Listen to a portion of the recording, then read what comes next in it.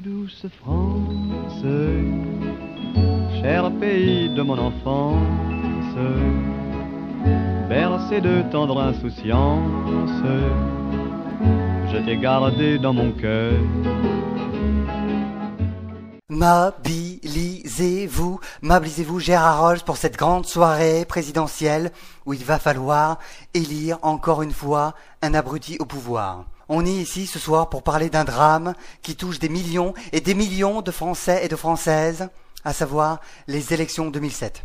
En effet, cette année, vous allez devoir élire le successeur du voleur de l'Élysée, et croyez-moi, c'est pas facile. Dans cette élection de con 2007, on a des classiques déjà vus en 2002, comme l'éternelle Arlette Laguiller et ses travailleurs, le postier de la LCR qui au passage veut dire le calendrier des ratés, François Bayrou, la surprise de 2007, et Jean-Marie Le Pen, la surprise de 2002. Dans les nouveautés, nous remarquons l'arrivée remarquée de l'OGM, suivie de ses faucheurs du dimanche, ainsi que le désastre de l'intérieur, Nicolas Sarkozy pour l'UMP qui veut dire une mère de plus, ou utilisateur malveillant du pouvoir, à vous de voir. Et enfin, la célèbre Rose Fanée du PS qui veut dire perdre avec le sourire, représentée dignement par Ségolène Désunies Royal. Des élections cette année composées de candidats de cons, avec des partisans cons qui au soir de l'élection iront défiler comme des crétins, comme des abrutis, en oubliant qu'au fond, dans l'histoire, le seul perdant sera le peuple français. Quand on voit le fric passer dans ces campagnes politiques,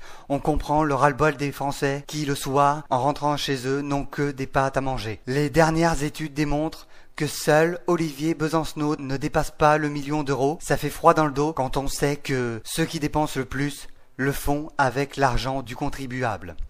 Quelques chiffres pour vous donner un petit peu l'ampleur des dégâts. 9 millions pour Le Pen, 9 millions 5 pour Bayrou, et le bouquet final pour Nicolas et Ségolène avec 16,1 millions d'euros. 16,1 millions d'euros. Et tout ça pour nous vendre leur programme de merde qu'ils ne suivront même pas. Alors là, mes amis, n'est-ce pas merveilleux de se faire sodomiser de cette manière? Enfin, dernier conseil du soir, évitez de vous asseoir, ça va être douloureux pendant 5 ans, voire plus.